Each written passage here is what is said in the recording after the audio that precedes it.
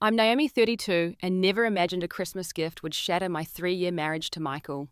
When my mother-in-law, Eleanor, handed me that beautifully wrapped box, I didn't expect to find a maid's uniform inside.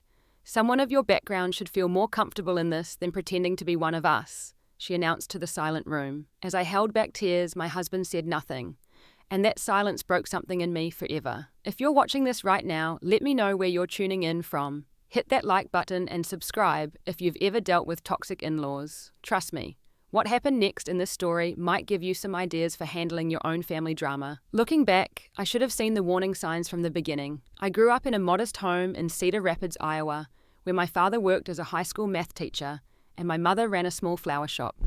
We were comfortable, but certainly not wealthy. Family vacations meant camping trips to nearby lakes, not jetting off to tropical islands or European capitals. But we were happy, and I was raised to value kindness, hard work, and treating people with respect, regardless of their background. I met Michael during our junior year at Northwestern University. I was there on a partial academic scholarship, working part-time at the campus bookstore to cover the rest of my expenses.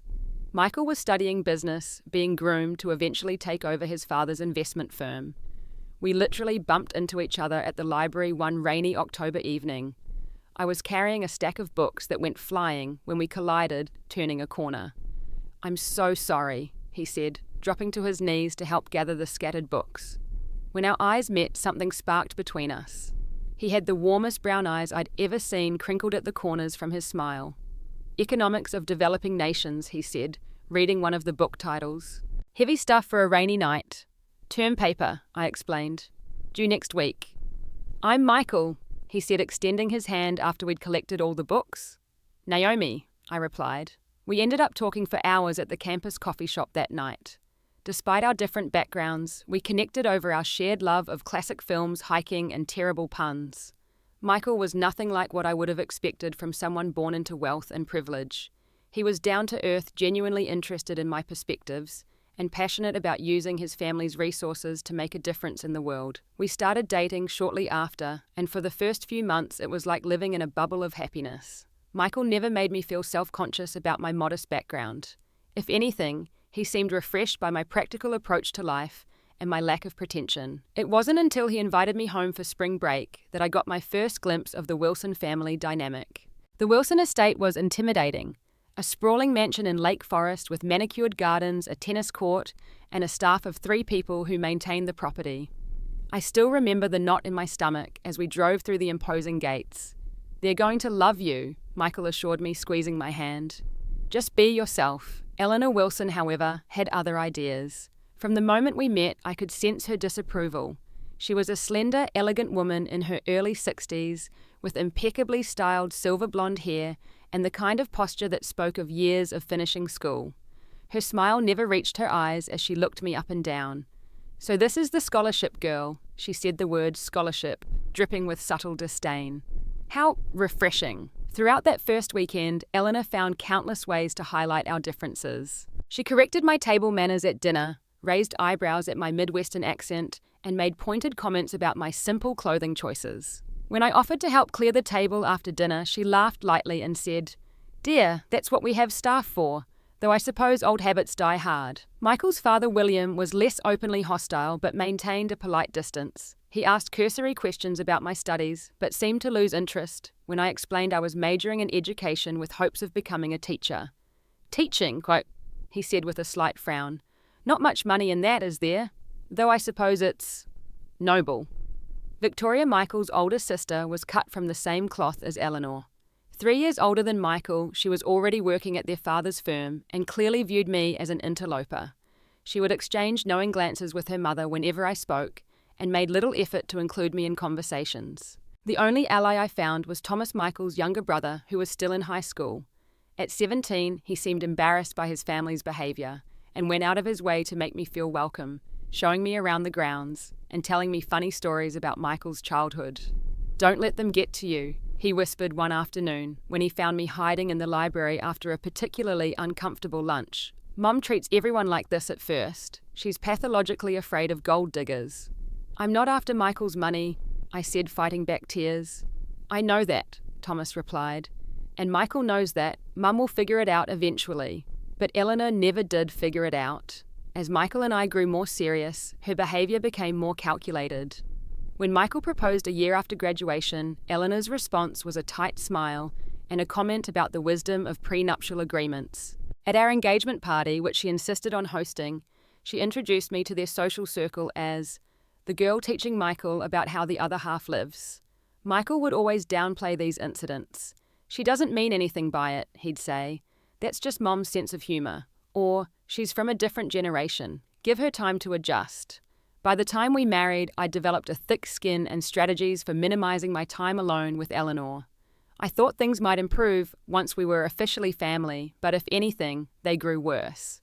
Our first Thanksgiving as a married couple became a disaster when Eleanor seated me at the far end of the table, away from Michael, next to distant relatives no one wanted to talk to. For my first birthday after our wedding, the Wilsons held a family dinner at their country club. Eleanor forgot to include my name on the reservation, leaving the staff scrambling to add an extra place setting as we arrived. "Such a small oversight," she said with a wave of her hand when Michael confronted her. "Why make a scene about it?" These patterns continued through 3 years of marriage. Michael and I built a life together in Chicago, where he worked at his father's firm, and I taught 4th grade at a public elementary school. We were happy when it was just the two of us, but family gatherings remained a source of tension. Recently, we'd begun discussing starting a family of our own. While Michael was enthusiastic, I had reservations I couldn't quite articulate, until one night after yet another uncomfortable dinner with the Wilsons. "I'm not sure I want to bring children into this family dynamic," I admitted as we drove home. "What do you mean?" Michael asked, genuinely perplexed. "Your mother has spent 3 years making me feel like I don't belong. Can you imagine how she'll treat our children? Will they be less worthy in her eyes because they're half me?" "That's ridiculous," Michael said defensively. "Mum would adore our kids. She's always talking about wanting grandchildren." "She wants grandchildren from Victoria," I corrected him. "Pure Wilson bloodline." This sparked one of our rare arguments. Michael accused me of being paranoid of manufacturing problems. I accused him of being willfully blind to his mother's behavior. The discussion ended in a stalemate, with both of us retreating to opposite sides of our emotional corners. As Christmas approached that year, I seriously considered suggesting we skip the traditional Wilson family celebration, but I knew how important these traditions were to Michael, and I was still holding on to the hope that somehow someday I would find my place in his family. So when the invitation arrived, a formal card for what should have been a simple family gathering, I resigned myself to another holiday of walking on eggshells. What I didn't know then was that this Christmas would change everything. We arrived at the Wilson estate on Christmas Eve, the mansion looking like something from a luxury holiday magazine spread. Thousands of white lights illuminated the exterior, and a massive wreath hung on the front door. Inside, the 20-foot Christmas tree in the foyer sparkled with antique ornaments that Eleanor informed me had been in the Wilson family for generations. "We have such a deep sense of heritage," she said, watching me take in the elaborate decorations. "I suppose that's difficult to understand when one comes from more transient roots." Michael carried our bags upstairs to our usual guest room while I tried to mask my irritation. I'd brought carefully selected gifts for everyone.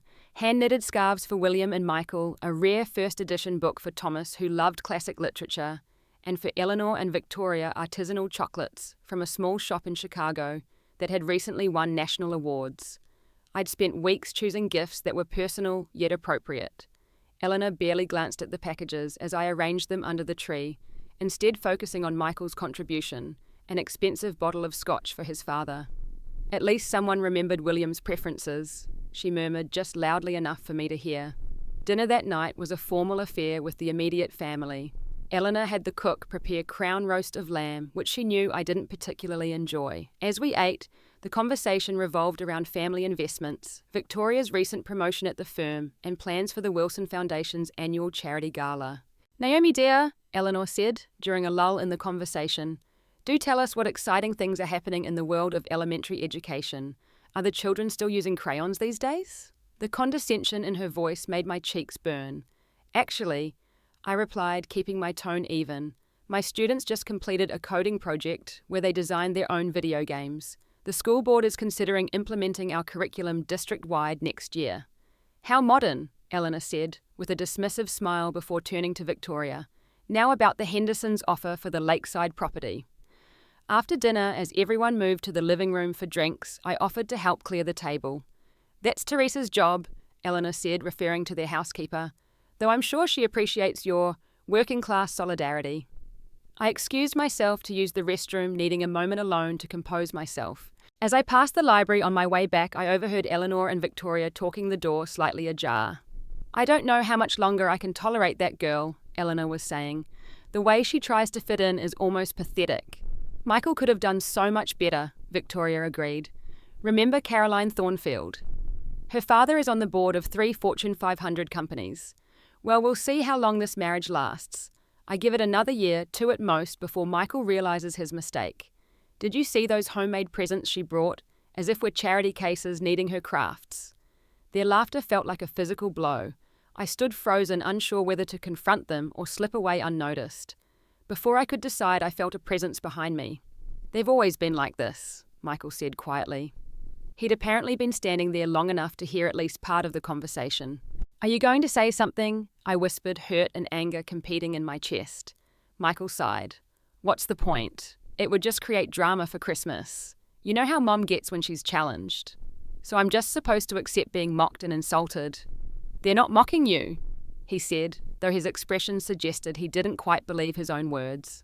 "Mom's just set in her ways, and Victoria follows her lead. It doesn't mean anything, but it did mean something, to me." The fact that Michael couldn't or wouldn't see that cut deeper than Eleanor's barbs. I returned to the living room, maintaining a polite facade while feeling increasingly isolated. When the family began discussing their traditional Christmas Eve activity, watching old family movies, I quietly excused myself, claiming a headache. "Such a shame you'll miss it," Eleanor said, not bothering to hide her relief. "These memories are so precious to us Wilsons." In our guest room, I finally let the tears come. 3 years of accumulated slights and insults, 3 years of Michael's passive acceptance of his family's behaviour toward me. I was exhausted from constantly trying to prove my worth to people who had decided from the moment they met me that I had none. I must have cried myself to sleep because the next thing I knew, there was a gentle knock at the door. When I opened it, expecting Michael, I was surprised to find Thomas standing there, concern evident on his face. "Hey," he said softly. "I noticed you disappeared. Are you okay?" At 20, Thomas had grown into a thoughtful young man who seemed increasingly uncomfortable with his family's wealth and status. He was studying sociology at Yale, much to Eleanor's dismay, and had developed a critical perspective on privilege that made him something of a black sheep. "I'm fine." I lied, though. My puffy eyes told a different story. "Just tired." Thomas didn't pretend to believe me. "I heard what Mum and Victoria were saying in the library. It wasn't right." I shrugged, trying to appear less affected than I was. "It's nothing new. That doesn't make it okay." He hesitated, then added, "Mom seems different this year. More deliberate, if that makes sense. Like she's building towards something." "What do you mean?" He frowned, struggling to articulate his concern. "I don't know exactly. It's just a feeling. But maybe be prepared for her to escalate things." His warning left me uneasy. After he left, I tried to sleep, but ended up having a vivid nightmare where I was trapped in the Wilson mansion, forced to clean endlessly, while Eleanor and Victoria watched and laughed. In the dream, Michael walked past without recognizing me, treating me like just another member of the household staff. I woke up Christmas morning with a sense of dread that not even Michael's cheerful "Merry Christmas" could dispel. He'd come to bed sometime after I'd fallen asleep and now seemed oblivious to my distress, eager to join the family for breakfast and present opening. "Come on, sleepyhead," he urged, already dressed in the cashmere sweater his mother had given him last Christmas. Mum's making her special eggnog French toast. I forced myself out of bed, reminding myself that I was here for Michael, that our relationship was worth enduring his family for a few days. I put on a brave face and a festive red sweater, determined not to let Eleanor ruin Christmas. But as Thomas had warned, something felt different this year. There was an undercurrent of tension, a sense of anticipation that made me increasingly nervous as the day progressed. And I couldn't shake the feeling that whatever Eleanor had planned, it wasn't going to end well for me. The Christmas morning breakfast set the tone for the day. Eleanor had indeed prepared her famous eggnog French toast, a family tradition she emphasized repeatedly, along with bacon, fresh fruit, and mimosas. As everyone took their seats at the breakfast table, I noticed mine was the only place sitting without a mimosa. "Oh, did we forget yours?" Eleanor said when I mentioned it. How careless. The champagne flutes are in the cabinet over the sink, dear. While you're up, would you mind bringing the maple syrup from the pantry? It was a small thing, but the message was clear. In this house, I was not quite a guest, not quite family, but something closer to staff. Michael, deep in conversation with his father about a potential new client, didn't notice the exchange. After breakfast, while the family gathered in the living room, Eleanor smoothly assigned me to help clean up the kitchen. Naomi won't mind, will you, dear, since you're always so eager to help? The way she said it made refusing seem petty and ungracious. So I found myself rinsing dishes and loading the dishwasher, while the Wilsons relaxed by the fire, discussing which Christmas movie to watch before the extended family arrived for dinner and gift exchange. By the time I joined them, they had already started It's a Wonderful Life, Michael's favourite, and barely acknowledged my presence as I quietly took a seat beside him. The extended family began arriving around 4 o'clock, Eleanor's sister and her husband William's brother and his wife, various cousins and a few elderly relatives, including William's 90-year-old Uncle Robert. The Wilson mansion filled with voices, laughter, and the clink of crystal as drinks were served. I tried to stay close to Michael, but he kept being pulled away into conversations about business investments or family matters that predated my arrival in his life. Each time I attempted to join these discussions, Eleanor would materialize and steer the conversation in directions that excluded me or highlighted my outsider status. Naomi is a public school teacher, she would say with a thin smile. So fascinating to hear about how the other half educates their children. Or she would introduce me to relatives as Michael's current wife or the girl Michael married, rather than by my name, creating subtle distance between me and the family identity. Many of the relatives followed Eleanor's lead, treating me with polite disinterest or thinly veiled condescension. Questions about my family inevitably carried judgmental undertones. And what does your father do again? A teacher how? Dedicated. Or no family summer home. However did you entertain yourselves during vacations? As the afternoon wore on, I found myself increasingly isolated. Michael had been cornered by his father and several male relatives, unsung, to discuss some investment opportunity, leaving me to fend for myself at a gathering where I was clearly unwelcome. I was considering slipping away to our room again, when I noticed elderly Uncle Robert, sitting alone in a corner, looking somewhat neglected as the younger family members circulated. On impulse, I went over to keep him company. "May I join you?" I asked. "Please do," he replied with a genuine smile that instantly made me feel more at ease than I had all day. "You're Michael's wife, aren't you, Naomi?" "That's right," I said, touched that he had actually remembered my name. "I thought so. You have kind eyes." "Not enough of that in this family, if you ask me." He patted the seat beside him. "Tell me about yourself, my dear, and none of that nonsense about where you went to school or what your family does. Tell me something real." For the next hour, Uncle Robert and I had the most honest conversation I'd experienced with any member of the Wilson family. He was sharp, insightful, and refreshingly direct. When I cautiously mentioned the difficulty of fitting in with the family, he chuckled. "Eleanor runs a tight ship, doesn't she? Always has, even as a girl." He leaned closer, lowering his voice conspiratorially. "Did you know she wasn't born into all this? Oh no. Her father owned a hardware store in Milwaukee. Perfectly respectable, but hardly the blue blood background she pretends to. After she married William, she reinvented herself completely. Now she's more Wilson than the Wilsons." This revelation stunned me. Michael never told me that. I doubt he knows. Eleanor buried her past so thoroughly, I suspect even Victoria and Thomas aren't aware. William indulges her pretensions because it's easier than confronting them. He sighed. "The irony, of course, is that she treats you exactly the way she feared being treated when she first entered this family." Our conversation was cut short when Eleanor suddenly appeared, her expression tightening when she saw us deep in discussion. "Uncle Robert, you must be exhausted," she said, deliberately ignoring me. "Let me help you to the study where you can rest before dinner." "I'm having a lovely chat with Naomi," he protested, but Eleanor was insistent. "The doctor said you shouldn't overtire yourself," she said firmly, shooting me a warning look as she helped him to his feet. "Naomi has plenty of other guests she can entertain." As she led Uncle Robert away, I overheard him say, "That girl has more genuine class than you'll ever have, Eleanor." Her back stiffened, but she made no reply. Left alone again, I wandered toward the kitchen, thinking I might offer to help with dinner preparations as a way to keep busy. As I approached, I heard Eleanor's voice from inside, speaking to Victoria. "Everything is arranged for the gift exchange after dinner. The special package for Naomi is wrapped and ready." "Are you sure about this, Mum?" Victoria asked, though she sounded more excited than concerned. "It's pretty direct, even for you." It's time Michael understood what he's thrown away for this temporary infatuation. Sometimes a public lesson is the most effective. My stomach knotted with anxiety. What had Eleanor planned?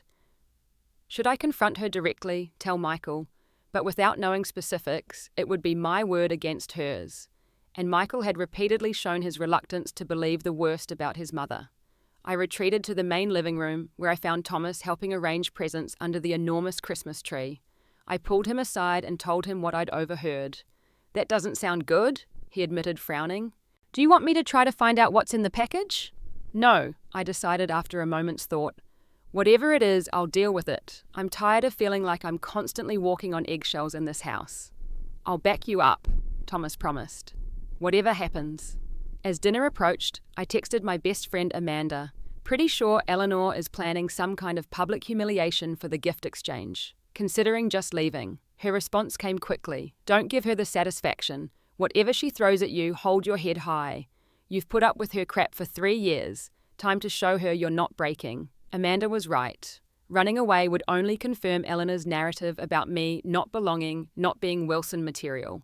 Whatever she had planned, I would face it with dignity. The formal Christmas dinner was served in the grand dining room, the table set with the Wilson family's heirloom china and crystal. I was seated far from Michael again this time, between a distant cousin who spent the entire meal on his phone and an elderly aunt who was hard of hearing.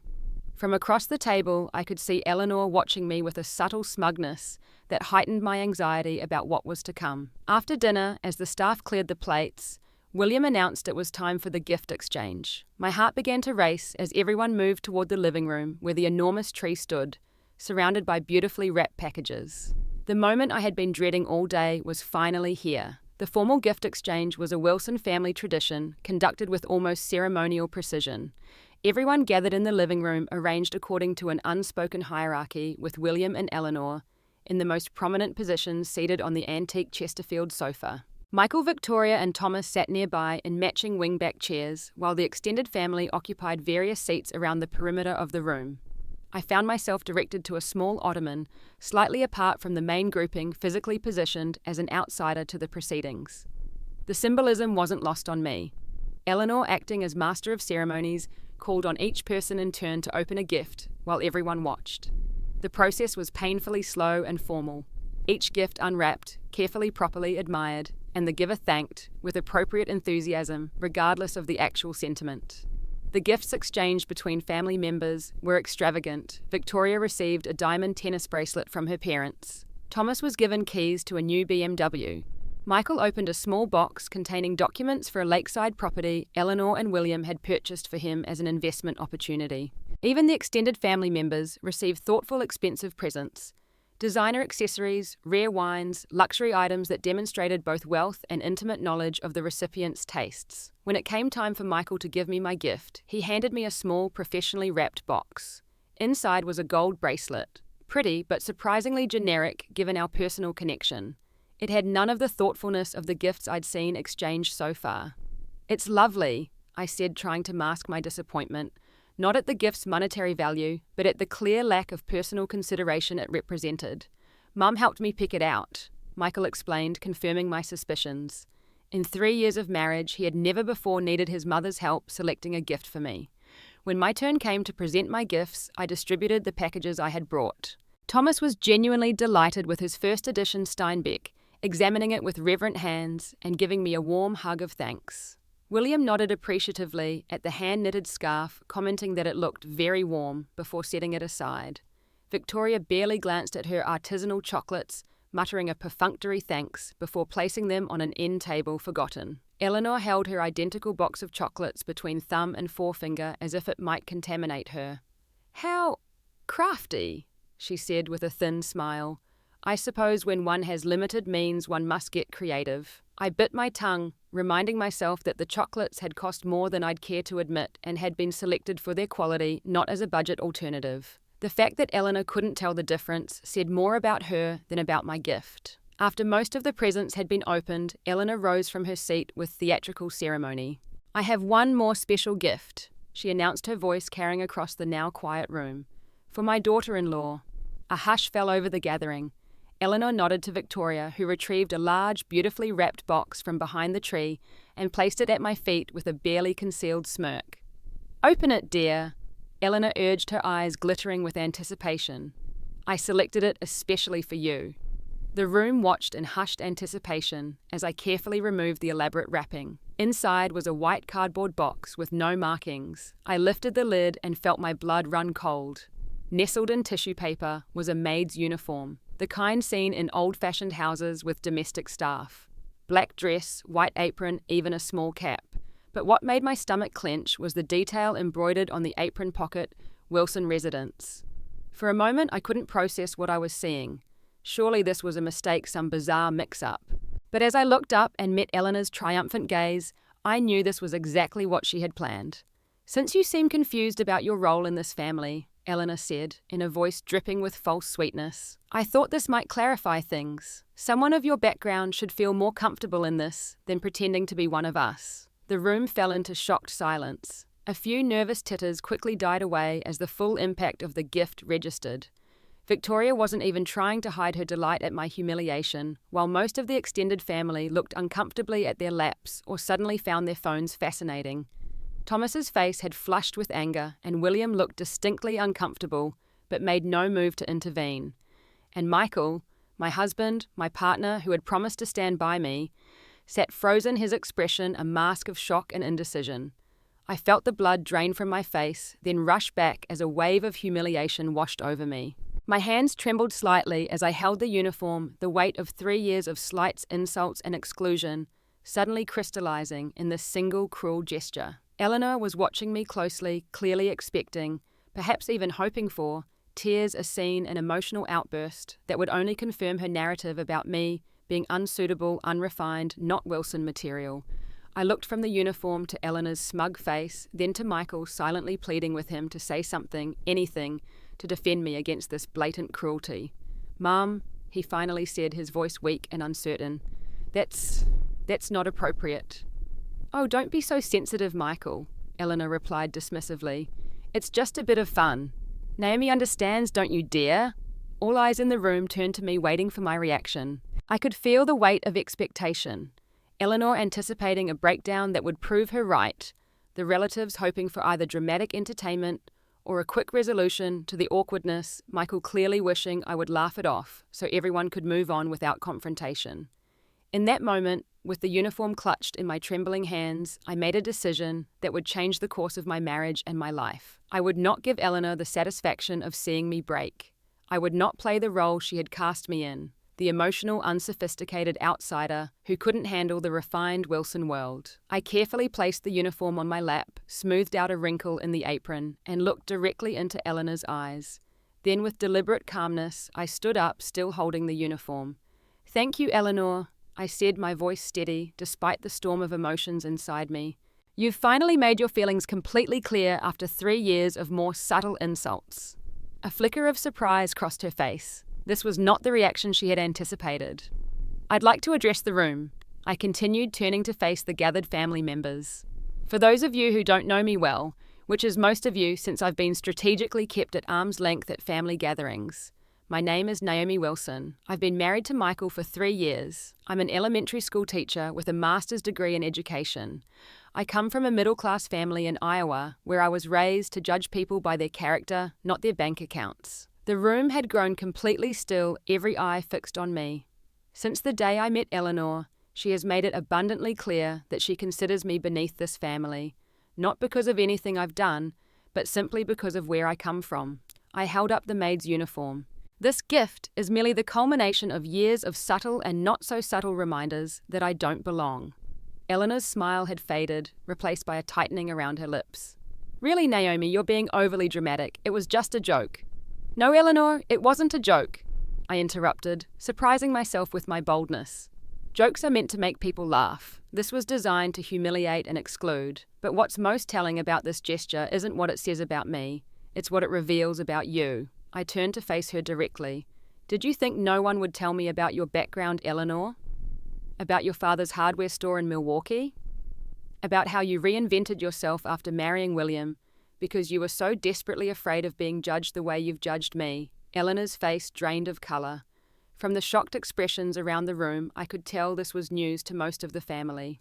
Uncle Robert, seated in a corner, gave me a small approving nod. "The difference between us," I continued, "is that I've never pretended to be something I'm not. I've never been ashamed of my background or felt the need to hide where I came from. But you've spent decades burying your past and judging others by standards you yourself couldn't meet when you entered this family." I looked around the room, making eye contact with each family member in turn. Many of you have followed Eleanor's lead in how you've treated me.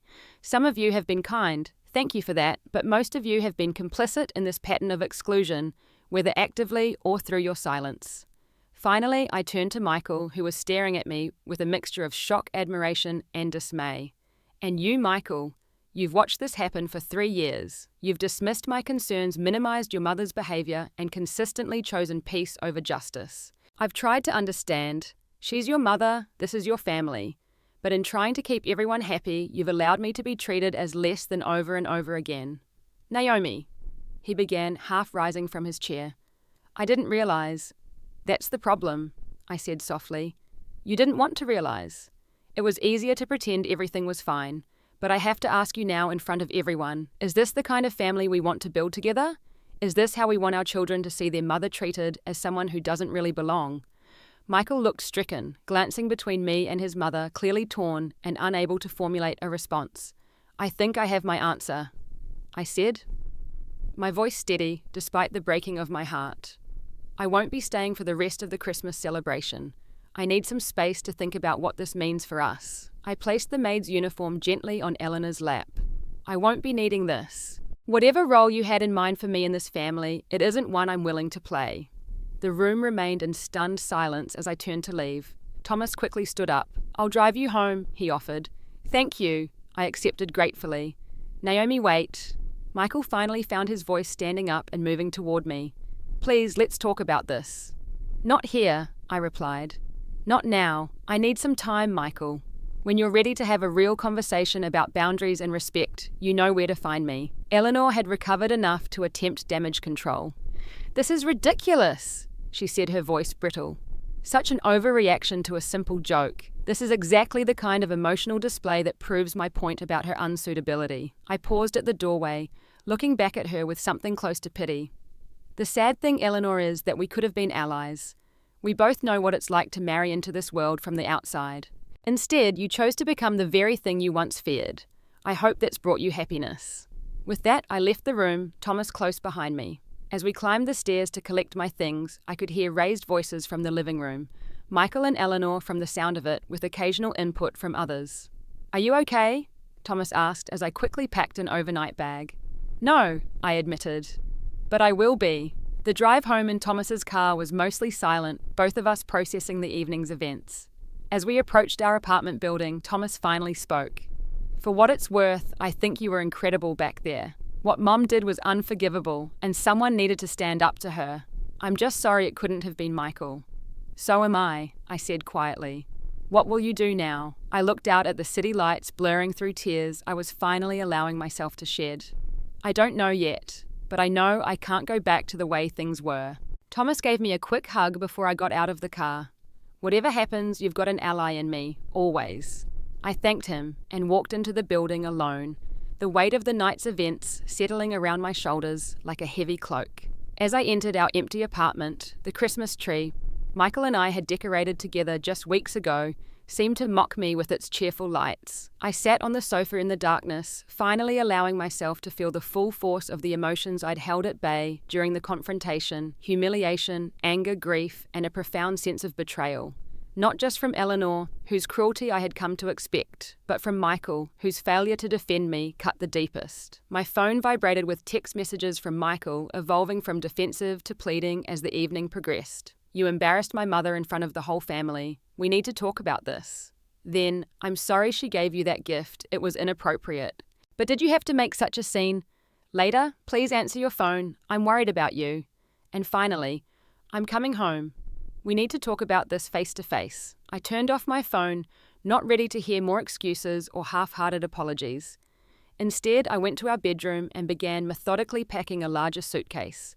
Whatever happened next, I knew I couldn't stay in this apartment tonight, with all its reminders of the life and marriage I had thought was solid, but now seemed built on a foundation of compromise and silent suffering. As I packed, I realized that in standing up to Eleanor, I had finally found my voice after years of swallowing hurt to keep the peace. The irony was that in finding that voice, I might have lost my marriage, but perhaps that was the price of reclaiming my dignity and self-respect. I heard the key in the lock just as I zipped up my suitcase. Michael burst into the apartment, still wearing his Christmas dinner attire, his face flushed from the cold and from emotion. "Naomi," he said, stopping short when he saw me with the suitcase. "What are you doing?" "I'm going to stay with Amanda for a while," I said, my voice calmer than I felt. "I need some space to think." "You can't just leave," he protested, moving toward me. "It's Christmas night. We need to talk about what happened." "Yes, we do," I agreed. "But not tonight. Not when everything is still so raw." "I'm sorry about what Mom did," he said, running a hand through his hair in frustration. "The gift was completely inappropriate. I told her so after you left." "After I left," I repeated. "Not when it happened. Not when I was sitting there holding a maid's uniform while everyone stared. Not when your mother was publicly humiliating me." "I was shocked," he defended himself. "I didn't know what to say." "That's been the problem for 3 years, Michael. You never know what to say when your mother crosses a line. You're never prepared to stand up for me in the moment when it matters." "That's not fair," he argued, his voice rising. "You know how complicated my relationship with my mother is. You know how she gets when she's challenged." "I do know," I acknowledged. "But what you don't seem to understand is that your fear of upsetting your mother has come at the cost of my dignity and self-respect. For 3 years, I've swallowed insults and endured exclusion because I love you and wanted to make our marriage work. But tonight crossed a line that can't be uncrossed." Michael's expression shifted from defensive to desperate. "It was one terrible gift, one awful moment. We can get past this." "It wasn't one moment," I corrected him. "It was the culmination of a pattern that's existed since the day I met your family. And your response tonight, or lack thereof, was also part of a pattern. You've consistently chosen your mother's comfort over my well-being." "That's not true," he protested, though, with less conviction. "I love you, Naomi. You're my wife." "I love you too," I said, and meant it despite everything. "That's what makes this so painful. But love isn't enough if it doesn't come with respect and partnership." "What are you saying? That you want a divorce because of a Christmas gift?" I sighed, wishing he could understand without me having to spell it out. "I'm saying I need time to think about what kind of marriage we really have. Whether it's one where we're true partners who stand up for each other, or whether I'll always come second to your mother's feelings." "That's not fair," he repeated, but his tone had shifted from anger to pleading. "Mum was wrong tonight, completely wrong. I told her so. There was a huge fight after you left. Dad's furious with her too." "I'm glad to hear that," I said sincerely. "But it doesn't change the fact that when it mattered, when I was sitting there being humiliated, you said nothing. What do you want from me?" he asked, his voice breaking. "I'll call Mum right now and tell her she needs to apologize. I'll tell her we won't be seeing her until she does." "This isn't about what I want from you right now," I explained gently. "It's about what I needed from you over the past 3 years, and especially tonight. It's about patterns that have been established and whether they can be changed." My phone buzzed with a text from Amanda. "I'm outside whenever you're ready. Take your time." "I need to go," I said, picking up my suitcase. "Amanda's waiting." Michael moved between me and the door, his expression desperate. "Please don't go. We can work this out. I'll do whatever it takes." "I hope that's true," I said. "But right now I need space to think clearly without your justifications or your mother's influence." "How long?" he asked, his voice small. "I don't know," I answered honestly. "I'll call you in a few days when I've had time to process everything." He stepped aside reluctantly. As I reached the door, he called after me. "I love you, Naomi. Please don't forget that." "I love you too," I said, looking back at him one last time. But sometimes love isn't enough. I made it to Amanda's car before the tears came in earnest. She took one look at my face and pulled me into a fierce hug. "That bad?" she asked when I could speak again. "Worse," I managed. She gave me a maid's uniform. In front of the entire family, said someone of my background should feel more comfortable in it than pretending to be one of them. "That evil witch," Amanda breathed. "And Michael did nothing, at least not until after I'd already stood up for myself and left." Amanda shook her head in disgust as she started the car. You're staying with me as long as you need. No arguments. At Amanda's apartment, I finally allowed myself to fall apart, completely sobbing in her arms, as I recounted the full humiliation of the evening and Michael's failure to defend me. I don't know what to do, I admitted when the worst of the tears had passed. I love him, but I can't go back to the way things were. Then don't, Amanda said simply. Whether you stay in this marriage or not, things have to change. You finally stood up for yourself tonight. Don't back down now. Over the next few days, Michael called and texted constantly. I responded only briefly, reiterating that I needed time to think. Eleanor also called once, leaving a voicemail that managed to be both condescending and manipulative. Naomi dear, I think we need to discuss your dramatic exit from our family Christmas.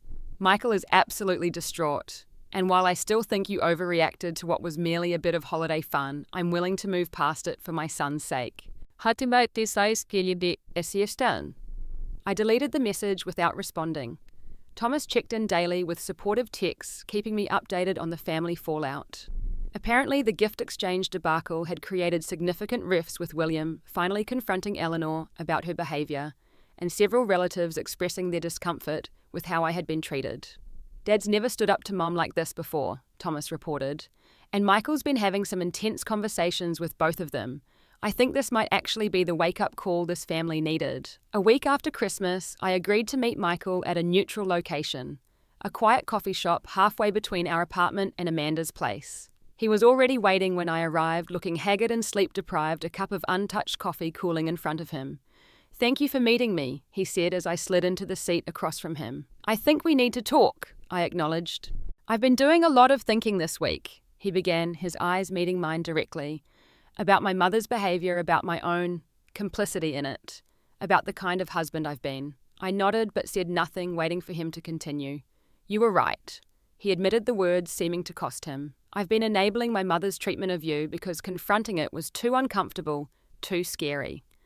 I've been choosing her feelings over yours because that's the pattern I've followed my whole life. Keep Mum happy at all costs. It was the most honest assessment he'd ever made of the situation, and I felt a flicker of hope that perhaps he truly understood at last. I've talked to my father, he continued, really talked for the first time about Mum's behaviour. He admitted that he's been doing the same thing for decades, smoothing things over, avoiding conflict, letting her control the family dynamic because it was easier than challenging her. And how did that make you feel? I asked, genuinely curious. Angry at first, Michael confessed. That he could see the problem but did nothing about it, that he let me grow up thinking that was normal. But then I realised I've been doing exactly the same thing to you, and to any children we might have had. The mention of children, the family we had talked about building together, made my throat tighten with emotion. I confronted my mother, he said, leaning forward intently. Really confronted her, not just expressed mild disapproval. I told her that her treatment of you has been unacceptable from day one, that the gift was cruel and deliberate, and that if she wants to have a relationship with me going forward, she needs to make significant changes. How did she respond? I asked. Not well initially, he admitted with a rueful smile. There were tears, accusations that I was choosing you over real family, attempts to guilt me about her sacrifices as a mother. All the usual tactics. But for the first time, I didn't back down. And I told her that until she can offer you a genuine apology, not a sorry you were offended non-apology, but real acknowledgement of the harm she's caused, and demonstrate consistent respect going forward, she won't be welcome in our home or our lives. I stared at him, trying to process this information. You said that to Eleanor. He nodded. I should have said it years ago, Naomi. I'm so sorry it took something this extreme to make me see how I've been failing you. His words touched me deeply, but years of disappointment had taught me to be cautious. Words are easy, Michael. Your mother has a powerful hold over you. What happens the next time she tests these boundaries? That's a fair question, he acknowledged. And I don't expect you to believe me based on one conversation. But I'm committed to changing this pattern. I've started seeing a therapist to work through my issues with my mother. I've told Dad and Thomas that I need their support in maintaining boundaries. And most importantly, I want us to consider couples counselling, so we have a neutral third party to help us navigate this new territory. His willingness to seek professional help, something he had resisted in the past, indicated a level of commitment that surprised me. I don't know if our marriage can be saved, I said honestly. A lot of damage has been done. I know, he said, reaching across the table, but stopping short of touching my hand, respecting the space I'd established. And I won't pressure you to make a decision now. All I'm asking is for a chance to demonstrate that I can change, that I can be the partner you deserve. I considered his words carefully. Despite everything, I still loved Michael. Our marriage, when it was just the two of us away from his family's influence, had been loving and supportive. Was it possible to rebuild what had been broken, to establish new patterns that would protect me from Eleanor's toxicity and Michael's enabling "I need more time," I finally said. And more than words, I need to see actual change before I can consider moving back home. I understand, he said, disappointment evident in his voice, but also resignation. Whatever you need, I'll wait and I'll do the work in the meantime. I think we should try the couples counselling, I offered. It's a place to start at least. Hope flickered in his eyes. Thank you. That means a lot. As I left the coffee shop, I felt a curious mixture of emotions. Caution, sadness, but also a tentative optimism. Michael seemed genuinely committed to change, more so than I had ever seen before. Whether that commitment would withstand the test of time and Eleanor's influence remained to be seen, but it was a starting point. Over the next 2 weeks, Michael made good on his promises. He found a therapist for himself and arranged couples counselling for us. He maintained minimal contact with Eleanor, despite her increasingly desperate attempts to re-establish the old dynamic. He visited me at Amanda's regularly, always respectful of my boundaries, never pushing for more than I was ready to give. 2 weeks after our coffee shop conversation, I agreed to meet Eleanor, with Michael present, at a neutral location. The woman who arrived at the restaurant looked markedly different from the imposing matriarch I was accustomed to. Her usual perfect appearance was slightly diminished, her expression uncharacteristically uncertain.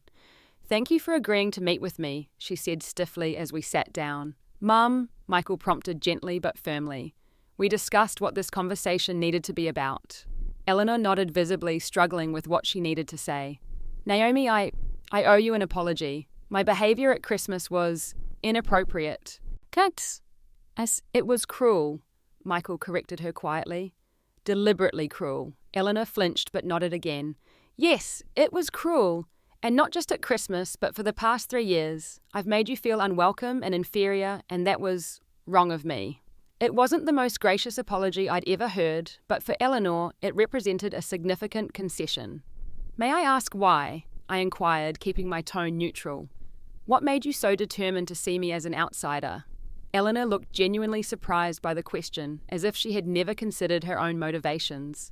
"I suppose I was protecting the family, the Wilson name, the legacy. From what? What harm did you think I would bring?" She hesitated, then admitted, "I was afraid you were after Michael's money, that you saw him as a ticket to a lifestyle you couldn't achieve on your own. So many people do." "Like you did?" I asked quietly, referring to what Uncle Robert had told me about her background. Her face flushed. "Robert had no right to share that with you." "Perhaps not," I acknowledged, "but it helped me understand your behavior. You fought so hard to distance yourself from your origins that you became the very thing you once feared. Someone who judges others based solely on their background and bank account." Eleanor looked away, unable to meet my eyes. "I wanted better for my children than what I had growing up." "There's nothing wrong with that," I said. "But there's also nothing wrong with coming from modest means. It doesn't define our character or our worth." "I know that," she said, though she didn't sound entirely convinced. "Intellectually, at least."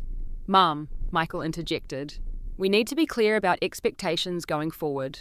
If you want to be part of our lives, you need to treat Naomi with genuine respect. No more subtle digs, no more exclusionary behavior. And if we have children someday, they will not be subjected to the same dynamics I grew up with." Eleanor nodded, though I could see the effort it cost her. "I understand." It wasn't a miraculous transformation, and I harbored no illusions that Eleanor had suddenly become a different person. But it was a beginning, a crack in the facade of control and superiority she had maintained for so long. After 2 more weeks of continued progress in our counselling sessions and Michael's consistent enforcement of boundaries with his family, I agreed to move back home on a trial basis. Our reunion was tentative at first, both of us careful with each other, learning new ways of communicating and supporting each other. The first real test came 6 months later when we agreed to attend a family dinner at the Wilson estate. Eleanor had been on her best behaviour during our limited interactions since Christmas, but I was still apprehensive about returning to the scene of my greatest humiliation. The dinner started well enough. Eleanor was polite, if somewhat reserved, and made visible efforts to include me in conversations. But old habits die hard, and as the evening progressed, she began to slip into familiar patterns. A subtle comment about my clothing, a pointed question about my little job, as she called my teaching career. I exchanged a glance with Michael, waiting to see if he had noticed. To my relief, he had. Without hesitation, he interrupted his mother mid-sentence. "Mom, that's exactly the kind of comment we talked about avoiding," he said firmly. "It's disrespectful to Naomi and her profession." Eleanor appeared startled, unused to being corrected so directly. "I didn't mean anything by it," she began defensively. "Whether you meant it or not, it was inappropriate." Michael maintained his voice gentle but unyielding. We agreed that these kinds of comments wouldn't continue. When Eleanor attempted to minimize and justify rather than apologize, Michael stood up, offering me his hand. "I think it's time for us to leave. We can try this again when you're ready to honor the boundaries we've established." The look of shock on Eleanor's face as we walked out was something I'll never forget.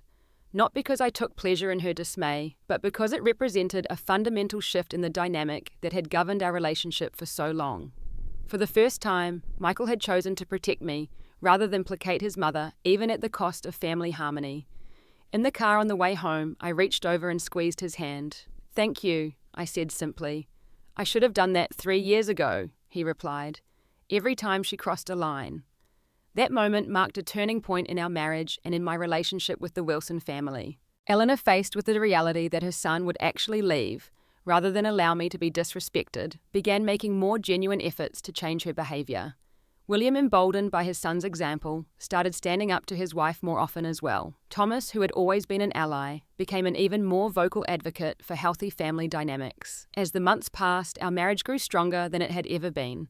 The challenges we had faced hadn't broken us. They had forged a deeper bond, a true partnership based on mutual respect and protection. We learned to communicate more honestly, to trust each other more fully, to stand united against external pressures. A year after the Christmas disaster, we hosted the holiday at our apartment, a first for the Wilson family, who had always gathered at the estate. It was smaller, less elaborate than Eleanor's productions, but warmer and more inclusive. Eleanor arrived with a genuine hostess gift rather than a barbed joke, and made visible efforts to engage with me as an equal. She wasn't perfect. Occasionally her mask would slip, revealing the old judgmental tendencies. But she was trying, which was more than I had ever expected. As a symbolic gesture, Michael had retrieved the maid's uniform from his parents' house and had it framed in a shadow box that now hung in our home office, not as a reminder of humiliation, but as a testament to standing up for oneself and demanding respect. Whenever we faced challenges in our relationship or with his family, we would look at that uniform and remember how close we had come to losing each other and how hard we had fought to build something better. The journey hadn't been easy. There had been setbacks, moments of doubt, old patterns reasserting themselves when we weren't vigilant. But through it all, we had maintained our commitment to creating a healthier dynamic, not just for ourselves, but for the family we hoped to build together, now that we had established firm boundaries and mutual respect. The Christmas gift that had been intended to put me in my place had instead become the catalyst for finding my voice for Michael, finding his courage, and for both of us discovering what we were willing to fight for. In the end, Eleanor's cruelty had inadvertently given us the greatest gift of all, the strength to break destructive patterns and create something new in their place. Now, 5 years after that fateful Christmas night, our family looks very different than I could have imagined. Michael and I have a 3-year-old daughter, Lily, and a 1-year-old son, James. Our relationship with the Wilson family, while still requiring careful navigation at times, has evolved into something healthier and more balanced. Eleanor has made remarkable progress, though I harbour no illusions that she is completely transformed. Her love for her grandchildren seems to have softened some of her harder edges. She dotes on Lily and James, never showing any sign that she considers them less than for being part Newman. In fact, she proudly shows their pictures to her friends, bragging about Lily's precocious vocabulary and James's early steps. William has become more assertive in his own right, no longer simply deferring to Eleanor's wishes in all things. He and Michael have developed a closer relationship, one based on mutual respect rather than obligation. Thomas, now married himself to a wonderful woman from a similar middle-class background as mine, has become a staunch advocate for healthy family boundaries. The maid's uniform still hangs in its frame in our home office. Occasionally, visitors ask about this unusual decor choice, and depending on who's asking, we share a shortened version of the story.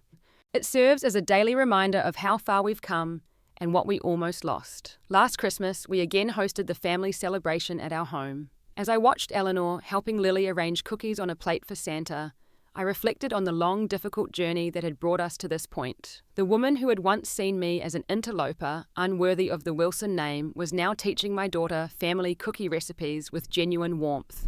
Later that evening, as the family gathered for our modified gift exchange, now conducted with more spontaneity and joy than ceremony, Eleanor handed me a small, carefully wrapped package.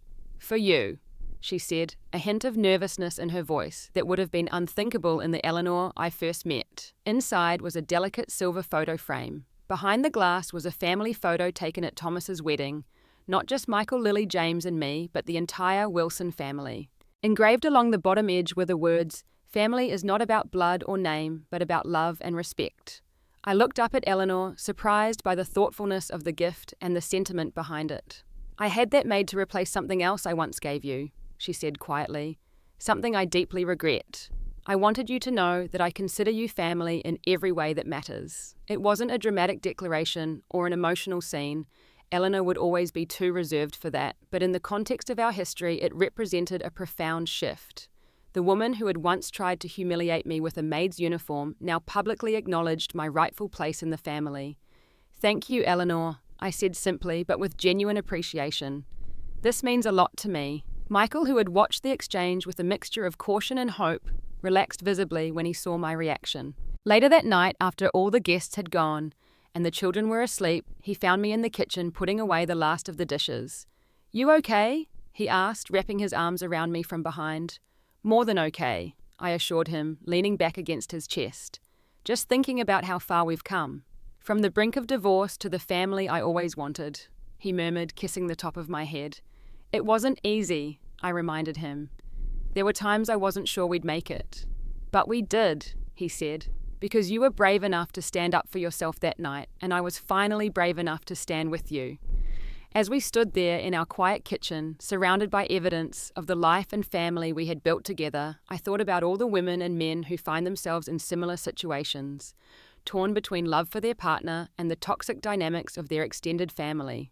If my story could reach even one of them, help them find the courage to establish boundaries and demand respect, then perhaps Eleanor's cruel gift had served a greater purpose than she ever intended. The journey from that humiliating moment to the peace and mutual respect we now enjoy wasn't quick or easy. It required consistent effort, ongoing therapy, clear communication, and unwavering boundaries. There were setbacks and moments of doubt along the way, but standing in my kitchen that Christmas night, with my husband's arms around me and our children sleeping peacefully upstairs, I knew without question that it had been worth every difficult step. What Eleanor never understood until it was almost too late was that true family isn't defined by background bank accounts or social status. It's built on a foundation of respect, acceptance, and love. Qualities that can't be bought or inherited, but must be cultivated through conscious choice and daily practice. Have you ever had to stand up to toxic family members or set boundaries with difficult in-laws? I'd love to hear your stories in the comments below. If this resonated with you, please like and subscribe to our channel for more real-life stories about navigating complicated family dynamics. And don't forget to share this video with someone who might need to hear that it's okay to demand respect, even from family. Thank you for listening to my journey, and remember, sometimes the most loving thing you can do is stand your ground.